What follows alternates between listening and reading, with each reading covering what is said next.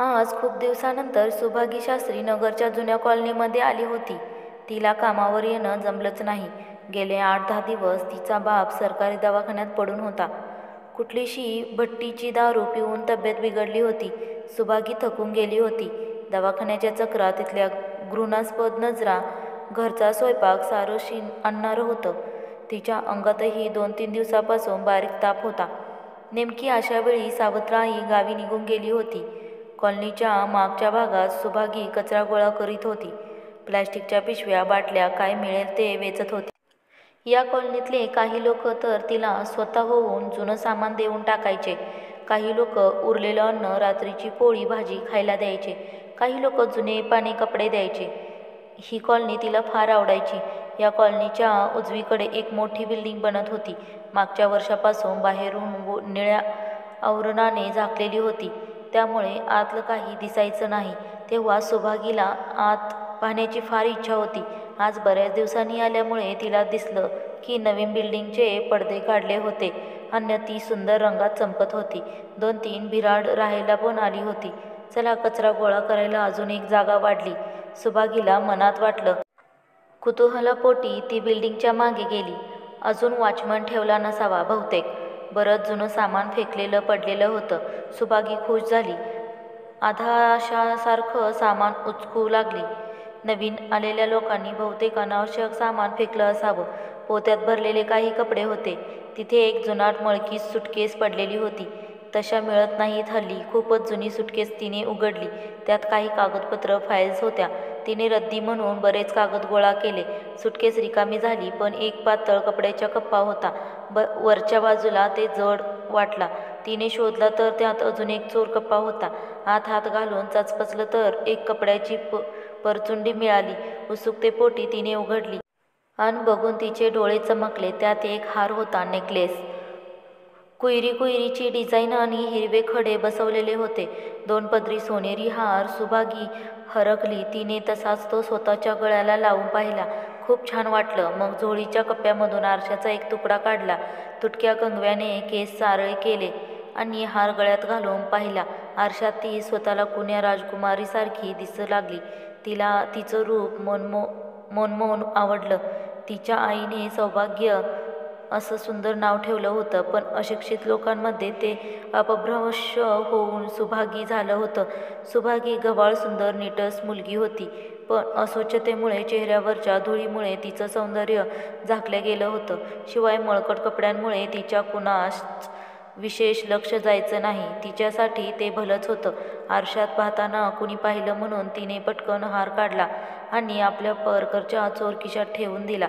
अजूनही बरंच काही रद्दी सामान गोळा केलं. परत निघाली तर खांद्यावर आणि डोक्यावर टांगलेली झोळी जड झाली होती.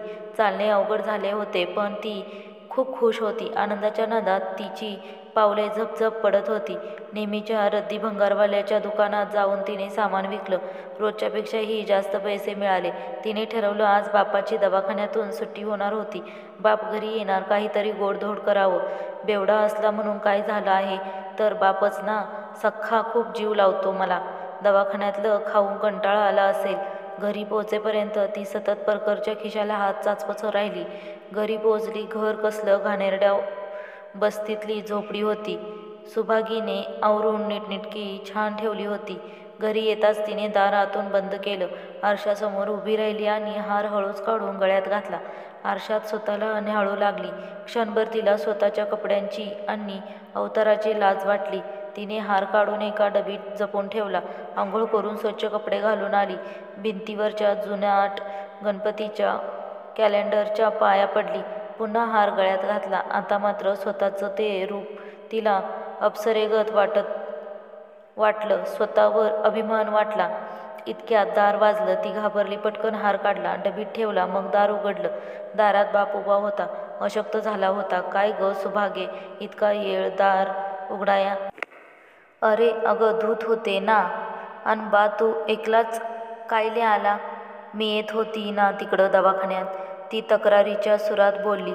जाऊ दे ना माय, काय काय करशील तू बी. तुझी माय नाय आली का अजून? नाय ना बा. तू पड ना जरा गोधडीवर.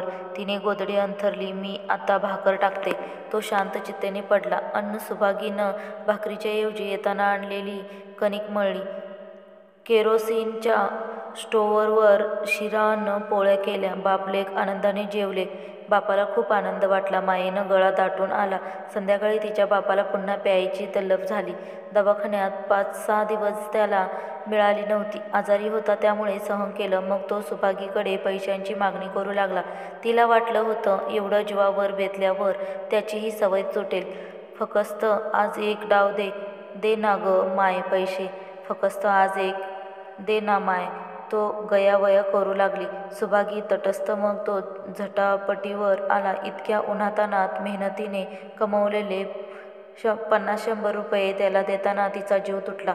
2 दिवस या पैशात थकले असते असं वाटलं. बा तू नाय कमवलंत काय नाय, पण हे कसं गमावू नको रे. आजच दवाखान्यातून सुट्टी झाली ना, मग कशाले हे अखेरचं. सुभागी बाळ दार लावून घे. आता आलोच. तो गेला आणि सुभागी डोक्याला हात लावून बसली. हाराचा विचार मनात आला आणि तिला चेहरा खुलला. पुन्हा एकदा दार लावून दिव्यांच्या मंद उजेडात ती स्वतःला पाहू लागली. मग तिच्या लक्षात एक गोष्ट आली की हा नेकलेस ती कधीच घालून मिरवू शकणार नाही. तिच्या वस्तीला, परिस्थितीला आणि कपड्यांना पाहून एवढा भारी हार तिच्याकडे असणं साजेसं नव्हतंच. कुणालाही तो चोरीचाच वाटणार. या छोट्याशा झोपडीत किती दिवस आणि कुठे म्हणून तो हार लपवणार. शिवाय या भिकारड्या झोपडपट्टीत कुणीही केव्हाही घरातून तो हार चोरून नेऊ शकतं. तिची सावत्र आई तर तो नेकलेस घेऊन टाकेल किंवा मग विकून टाकेल. जर तिला हार नाही दिला तर ती काहीही घाणेरडे आरोप करेल. काय करावं आणि कसं करावं चिंतेत तिला काहीही सुचेना. बापही पिऊन उशिरा घरी आला होता. पोरीनं गोडधोड केलं. पैसे पण दिले या आनंदात होता. नशेत कौतुक करत होता. रडत होता. तिच्या डोक्यावरून हात फिरवत होता. त्याला कमावता येत नाही त्याची माफीही मागत होता. ती मात्र रात्रभर कूस बदलत राहिली. झोप काही लागली नाही. रात्रभर सुभागी हाराचाच विचार करत होती. सकाळी मात्र तिने ठरवलं की हार विकायचा आणि पैसे घ्यायचे.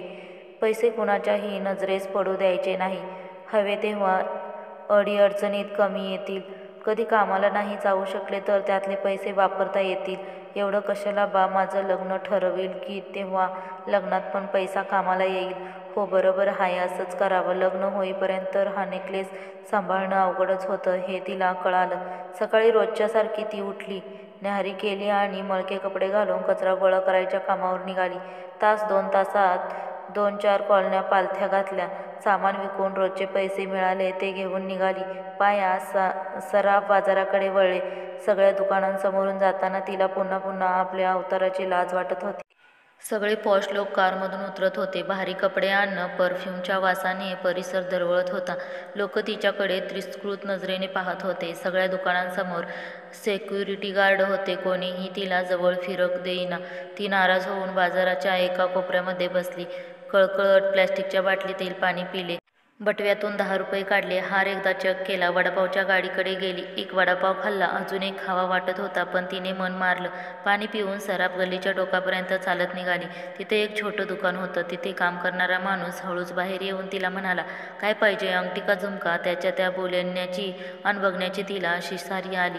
काय बी नको म्हणत ती भराभरा पुढे निघाली. तो मागून बोलत होता, पण असल्या लोकांना ओळखण्याची सवय तिला अनुभवातून झाली होती. आता गल्लीतलं शेवटचं छोटंसं दुकान तिने पाहिलं. दागिने घडविणाऱ्याचे दुकान होतं. गल्ल्यावर बसलेला चष्मेवाला वयस्कर माणूस तिला जरा बरा वाटला. धोती शर्ट पगडी घातलेली होती. त्याच्या हाताखाली 2-3 माणसे होती. काचेच्या शोरूमपेक्षा तिला हे पेढीवजा दुकान बरं वाटलं. विश्वासून देखील वाटलं. सुभागी हिंमत करून निघाली. दुकानात चढताना नोकरानी हटकलं, चल बाई बाहेर चल, कुठे घुसू राहिली? अरे बाबा असं काय हकलतो? मी काय भीक नाही मागत. शेटकडं काम आहे म्हणून आली ना? कर्मचाऱ्याने विचारलं. काय काम आहे सांग ना. हार विकायचा हाय सोन्याचा. हो हो, मग काय खोटा? तो आत गेला. शेटच्या कानात कुजबुजला. शेटने मान डोलावली. ये पोरी आत ये बस. शेट नरमाईने बोलला. काय चहा पाणी घेशील का? कर्मचाऱ्याने अदबीने विचारले. नाही बा, पाणी नग हाय, चाय चालल ना, पण चिल्लर नाही माझ्याकडे. सुभागी बोलली, अगं पैसे कशाला, असंच प्यायचा चहा. ये पोऱ्या 2 चहा सांग रे. हं पोरी बोल, काय काम आहे दुकानात, शेठने विचारलं. हां शेठ, ह्या हार कितीचा हाय ते इचारायचं होतं. तिने परकरच्या खिशातून हार असलेली चिधी काढली, गाठ सोडून हार समोर ठेवला. हार मळकट झाला असला तरीही त्याची बनावट, नक्षीकामाने बसवलेले नाजूक अप्रतिम होते. हे जाणकर माणसाला लगेच कळतं. शेठच्या डोळ्यात चमक आली तरीही त्याने चेहऱ्यावर साधारण प्रश्नार्थक भाव ठेवले. हाताखालच्या मदतनीसाची तर बेचैन वाढली. हा हार तुझ्याकडे कसा, शेठनं चष्म्यावरून पाहत विचारले. कसा म्हणजे, सुभागी कुणाचा आहे. शेठ आता मात्र सुभागीची हुशारी एकदम जागृत झाली. शाळा जास्त शिकली नसली तरी जन्मात हुशारी आणि जीवनातल्या अनुभवातून आलेले शहाणपण कामी येतच. कालपासून सगळे विचार झाले, पण या प्रश्नाचा विचार तिने केलाच नव्हता. तिचा आताचा अवतार आणि राहणीमान बघता हा प्रश्न येणारच होता. हार सापडला म्हणून सांगावं तर परिणाम काय होईल, ती विचारात पडली. एवढा काय विचार करते, हा हार विकायचाच ना तुला, मग त्याचं बिल नाही तर खरेदीत खत लागेल ना, ते आहे का तुझ्याकडे, मदतनीस विचारत होता. सेठने ते कसं असलं माझ्याकडे. हो लय जुना हार हाय, माझ्या आजीनं माझ्या माईला दिला होता आणि माझ्या माईनं मरताना मला दिला. तिचे डोळे ओलसर झाले. अरे होय का, कधी गेली तुझी आई. झाली 10 वर्ष. तिला वाटतं माय लग्नात घालन हा हार, मग आता का विकायचाच. शेठ माझा काय बी काम करत नाही, पितो आणि तो बिमार बी हाय, घर चालवायला पैसा नाही म्हणून इकायचाय. बरं असू दे, बघतो, हरकत नाही. सूरजमौली हे जरा तपासून घे रे, शेठने आदेश दिला. तिने मदतनीसाला हार दिला. पोऱ्या चहा घेऊन आला. सुभागीला 1 चहा आणि 1 पार्लेजीचा पुडा दिला. तिची भूक अर्धवट राहिली होती. ती चहा बिस्किटात रमली. तिला सेठबद्दल खूप आदर वाटला. सूरजमलने सेठला इशाऱ्याने बोलावले. सेठ गल्ल्यावरून उठून हळूच आतल्या खोलीत गेला. दार लावलं. दोघात काहीतरी गुप्त बोलणं झालं. शेठ बाहेर येऊन गल्ल्यावर बसला. सुभागीचं चहा बिस्किट खाऊन झालं. निरागसपणे ती दुकानातले सगळे डिझाईन्स बघत होती. शेठने हाक मारली, सूरजमल काय झालं, काय नाही, लवकर ये ना बाबा. सूरजमलने त्या मळक्या कपड्यांच्या पुरचुंडीत हार आणून दिला.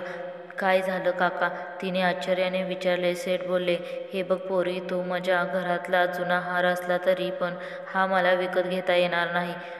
काऊन शेठ, हे बघ, मला मनाला नको लावून घेऊ, पण हा हार नकली आहे, सोन्याचा नाही.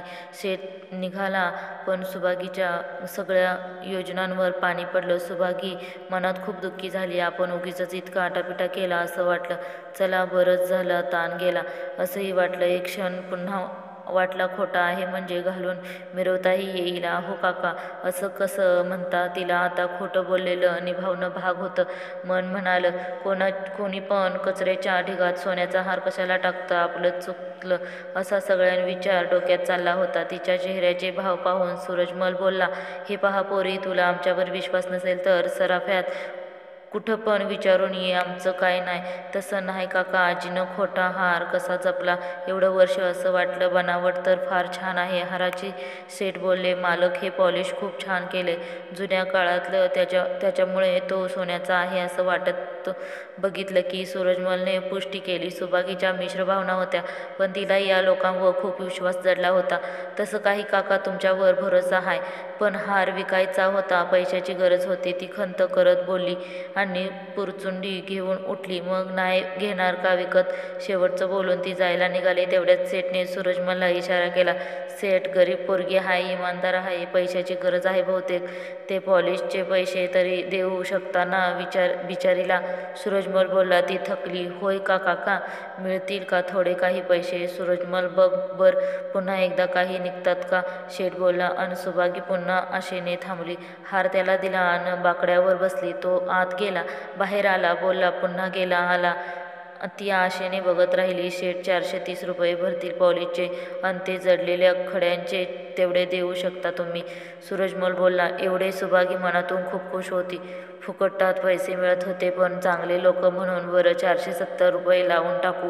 घे. शेठ बोलला. काय शेठ, 500 तरी लावायचे ना, केवढ्या आशेने आले होते मी. सुभागी नाराजीने म्हणाली. बर पोरी, तुझ्या मनासारखं होऊ दे, घे 500 रुपये. शेठ हसत म्हणाले. ती हरकली. 500चे पण सुट्टे घेतले. घरात लपवायला सोपे. बापाने मागितले तरी थोडे थोडे देता येतील. ती निघणार एवढ्यात शेठ बोलला. अरे सूरजमल, ते डिझाईनसाठी ठेवलेले खोटे हार आहेत ना वरच्या डब्यात, त्यातला एक पोरीला दे बरं. बिचारी रिकाम्या हाताने चालली ना. बरं मालक.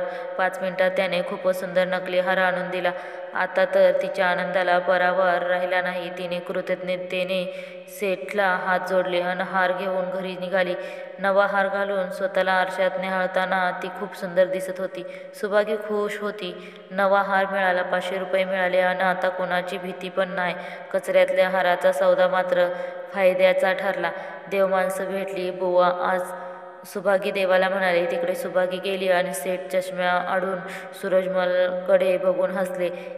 एक चाय बिस्किट, 500 रुपये नगद आणि 200 रुपयेचा नकली हार, बदल्यात 3 तोळ्याचा 5चा हार, तो पण अँटिक. शेठ, सौदा फायद्याचा झाला का नाही? सूरजमल टाळी वाजवून हसत बोलला. शेठने पाकिटात 5000 रुपये घातले आणि त्याला देत म्हणाले. तुझं बक्षीस ठेव बरं, तुला पण फायद्याचा सौदा. जा, सगळ्यांना एक एक चहा सांग पटकन. सेठ आणि सूरजमल दोघे खुश. मित्रांनो, ही कथा तुम्हाला कशी वाटली कमेंट करून नक्की कळवा आणि नवीन असाल तर आपल्या चॅनलला सबस्क्राईब करायला विसरू नका. धन्यवाद.